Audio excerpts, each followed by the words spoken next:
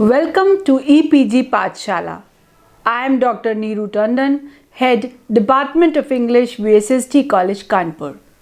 We are discussing paper on linguistics and this module number 32 titled Sociolinguistics has been written by me. In this module, I am going to discuss what do we understand by sociolinguistics, how it is important for human beings, and how society affects the linguistics and how linguistics affects the society. Now, when we say sociolinguistics, we can define the word sociolinguistics according to Hudson, the study of society and its relationship with linguistics and language is being studied in sociolinguistics. Sociolinguistics is a branch of linguistics just like psycholinguistics, neurolinguistics, computational linguistics, etc. But this is something, a very important branch of linguistics, because we all are human beings and we constitute a society. So how a particular society affects the language of that particular society, that is being studied in this branch of linguistics. We can have certain more questions in relation to sociolinguistics, like what is the relationship between language and culture? Humans are the only animals to have culture? Humans are the only animals to have language? How do the two connect? Then what is the language? What members of a particular society speak? So, and like so many more questions can come to your mind that when you deal with sociolinguistics. Learners, they will be able to demonstrate an understanding of the concepts, theories and methodologies used by linguists in qualitative and quantitative analysis of linguistic structure and patterns of language use. They will be in the position to demonstrate understanding of processes of language change and variation, the role of language in reflecting and constructing social identities, and the distinctive properties of sociolinguistics. It assumes very little previous knowledge of linguistics, anthropology or sociology, and so should prove to be most useful in a first level course. It may also be used as a supplementary text in a higher level course that deals with a narrow range of topics but in which the instructor wants students to become familiar with topics not treated in that course. Now, when you start understanding sociolinguistics, you must remember one name, that is William Labov. William Labov is often regarded as the founder of the study of sociolinguistics. He is especially known for introducing the quantitative study of language variation and change, making the sociology of language into a scientific discipline. Viewed as the founder of variational sociolinguistics, Labov established modern methodologies for collecting and analyzing data from language in use and was a leader in applying sociolinguistic research to address educational challenges. He is an American linguist, widely regarded as the father I told you, and you can just relate the name with the person now. Sociolinguistics, according to him, is that branch of linguistics which studies just those properties of language that require reference to social, including contextual factors in their explanation. The study of sociolinguistics constitutes a vast and complex topic that has yielded an extensive and multifaceted body of scholarship. Language is fundamentally at work in how we operate as individuals, as members of various communities, and within cultures and societies. As speakers, we learn not only the structure of a given language, we also learn cultural and social norms about how to use language and what content to communicate. Sociolinguistics is continental and British in origin. It broadens our knowledge of language function in actual use. It tells us that there are no one-to-one correspondence between forms and its meanings. Language variation depends on linguistics forms as well as social factors. In simple words, we can say that sociolinguistics aims to study the effects of language use within and upon societies and the reciprocal effects of social organization and social context on language use. In contemporary theoretical perspectives, sociolinguists view language and society as being mutually constitutive. Each influences the other in ways that are inseparable and complex. Language is imbued with and comes social culture and personal meanings through the use of linguistic makers. Speakers symbolically define self and society. Now, sociolinguistics versus sociology of language, micro sociolinguistics versus macro sociolinguistics. These are the varieties that we are supposed to understand. Sociolinguistics differs from sociology of language. The focus of sociolinguistics is on effect of the society on language, while the focus of sociology of language is on the language's effect on the society. These are two different things. It is directly related with applied linguistics.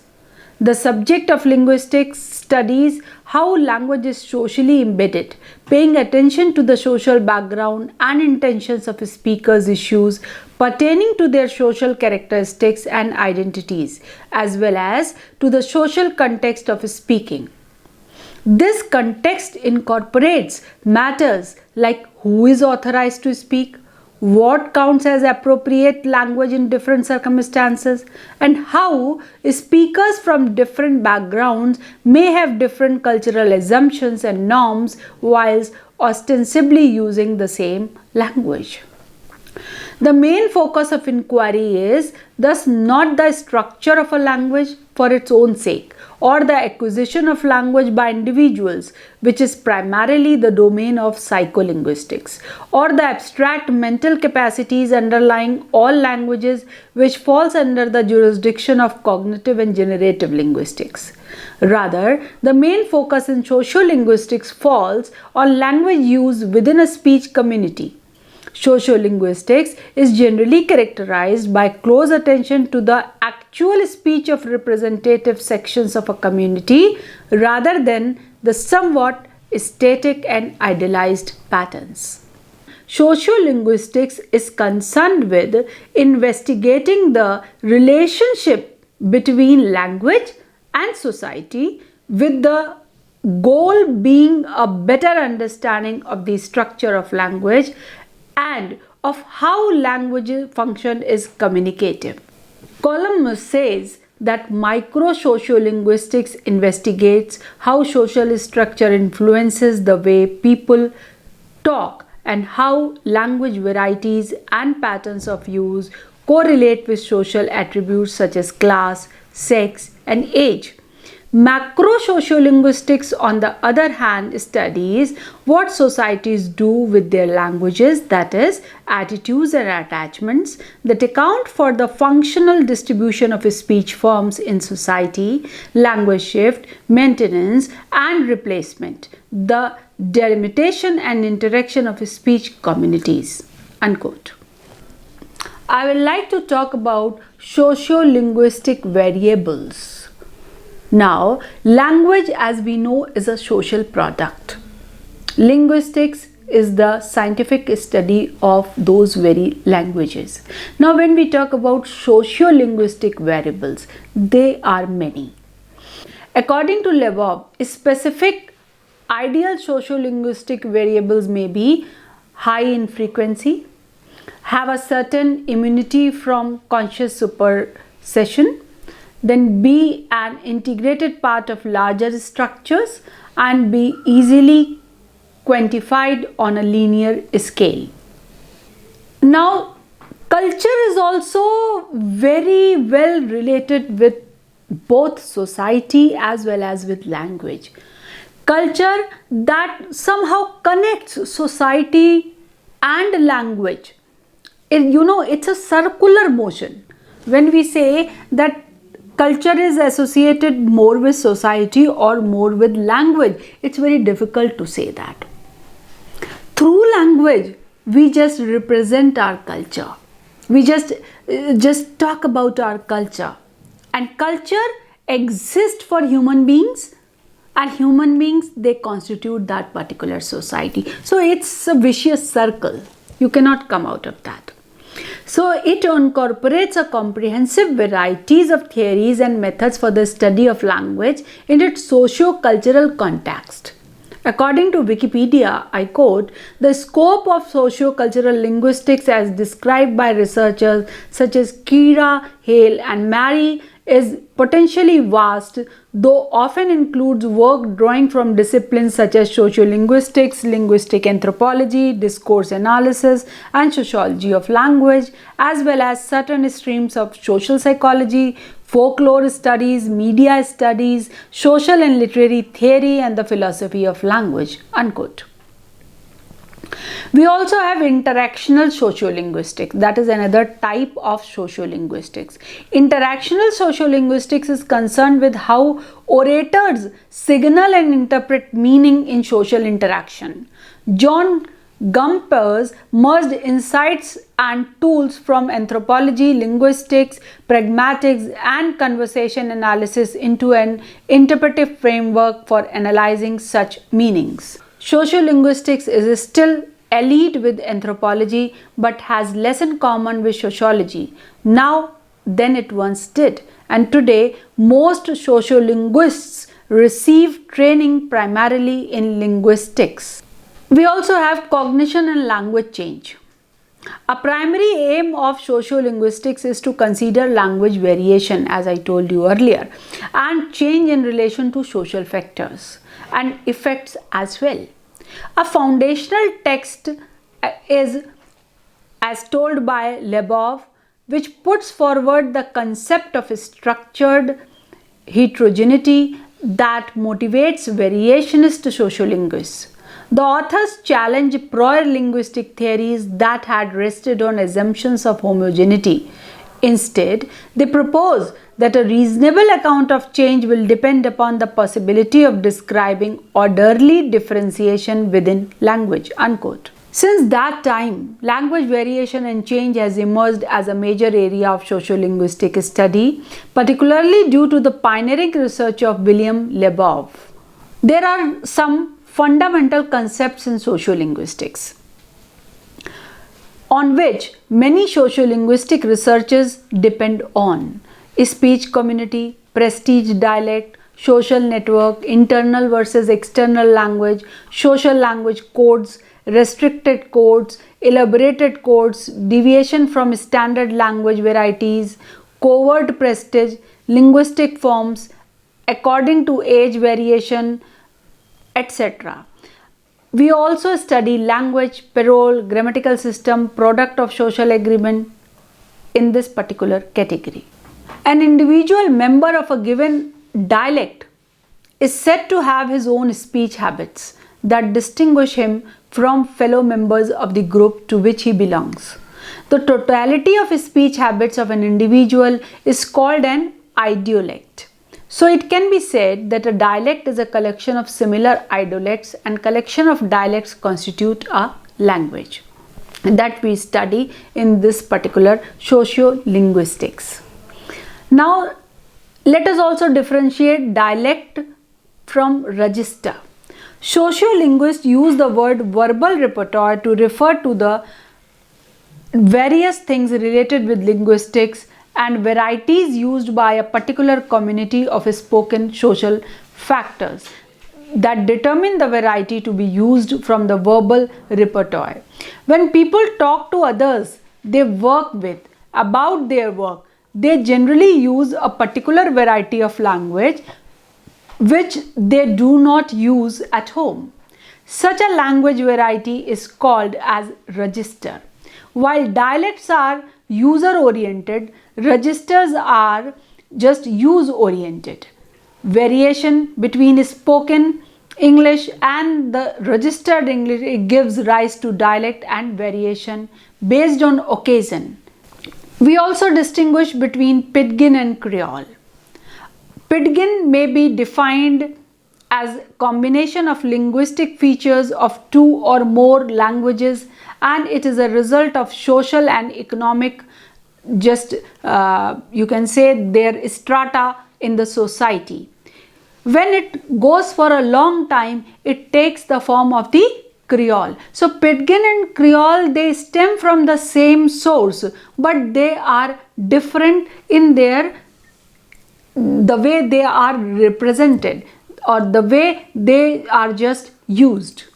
Related with Pidgin and Creole, we also use sometime a word diglossia. The term diglossia was introduced by Charles Ferguson, and where he was talking about the variety and the language change. When a people uses his vernacular and the same person uses the other kind and other variety of language in the workplace and some other variety at leisure, then we use this diglossia. Even in India, we find that such diglossic situation exists when the highly educated and the least educated speakers, they use the same variety of language at home, but on formal occasion it is a variety much different from the vernacular that's being used, and this can be learned at schools only. Now, code switching and code mixing also constitute and comes and affects the sociolinguistics. Whenever we talk about code mixing and code switching, how do we do that and why do we do that? You know, when we are in a particular society, in a particular segment of society, then the way we use our language is quite different from the way we use our language when we are at home. Suppose a person wants to just express himself to his family members. He is going to speak a different variety of language, but when he is giving presentation in his office, his choice of language will be entirely different. Most probably there he will not use code mixing. Code mixing means mixing of one language with the other. Suppose I am speaking English and उसी में साथ साथ थोड़ी सी हिंदी भी चलती है. That kind of thing is code mixing. Or if started speaking in English and started just in between switched over to another language, that is code switching. So that also depends on the society and the people and the position and the occupation that we are in. A very important thing related with sociolinguistics is applied sociolinguistics. We know applied linguistics. Then what is this applied sociolinguistics? Applied sociolinguistics is a broad concept that has typically been used to describe ways in which sociolinguists have interacted with various public on issues of language related concern. Some of these areas include education, law, health, and the media, where language is often a key mechanism that works in interaction with other social factors to help or hinder culturally and linguistically diverse speakers access to the rights and privileges afforded by these social institutions. The engagement that many sociolinguists have fostered has led to some theorizing about models and best practices, particularly with respect to ethical considerations for future scholars to follow when seeking to interact with those outside of academia. Language and dialect, contact, choice and shift. On this topic, Thompson and Winford expressed their point of view and introduced the field of language contact, which generally explores the factors that contribute to as well as the consequences that arise from relationships between and across speakers of different languages and language varieties. Research in this area investigates how languages come into contact in stable and unstable situations, multilingual among speakers and societies, contact induced language change, second language acquisition, borrowing and maintenance, the social and linguistic aspects of code switching, the formation and use of Pidgins, Creoles and other mixed languages, and language shift, etc. Now languages, they also extend and they also get just out of your network coverage area. They die in a simple term. How it happens? When for a very long time a particular language or a particular dialect is not in use, it gets extinct. And we have seen that as language grow, they change, so they also get extinct. Now there are certain concepts in sociolinguistics. When we talk about main concepts in sociolinguistics, we must talk about speech community, high-low prestige varieties, social network, I language and E language. A speech community is the discrete group of people who use language in a unique and mutually accepted way among themselves. When we talk about high or low prestige variety, we know that speech habits are assigned a positive or a negative value which is then applied to the speaker. For example, when we say many people, you must have heard, they speak not by choice but by habit. Sir and sure, they cannot differentiate. So if I say they cannot differentiate, what will happen? You will just come to know that this is not the accepted version and it is not the neutral accent. So these type of problems, they occur during, and they are the part of the study of sociolinguistics. Then social network is a particular speech community in terms of relations between individual members in a community. When I am talking to my boss, the choice of words, the way I am using this language will be different when I am talking to my subordinate. So social network is also responsible for the use of language in a particular society. I language and E language, internal language, applies to the study of syntax and semantics in language on the abstract level. External language, known as E language, applies to language in social context, that is the behavioral habits shared by a community. Certain other factors that affect sociolinguistics, they are gender and sexuality. Extensive research on language, culture and identity has sought to uncover how gender differences are encoded in language, how gender interacts with other social identities, and how everyday discourse enacts and challenges gender dynamics and gender ideologies. Lakoff is on an edited volume that just tells us about groundbreaking work, that is Language and Woman's Place, which argues that language is central to gender inequality. Evidence from myriad studies reveal how factors such as norms and cultural expectations relating to gender and sexuality, education, social class, job, segregation, politics, and the like affect the gendered distribution of linguistic forms in communities and cultural around the world. Recent research further explored that language use along the borders or according to gender and sexual identities can be recognized easily, such as by transgender, that kind of language will be different from the language used by male or female. So gender queer individuals and the other cultural study also gets affected by all these studies. Just to summarize, I will like to draw your attention towards the various just to summarize, I will like to draw your attention towards the vast field of sociolinguistics. It has many branches, it has many areas of studies, and if you want to study and understand the society in particular, first you must study the sociolinguistics. And with the help of the sociolinguistics, try to understand the language pattern of that particular society, the culture of that particular society, the habits of that particular society, because all of these form the study of the sociolinguistics.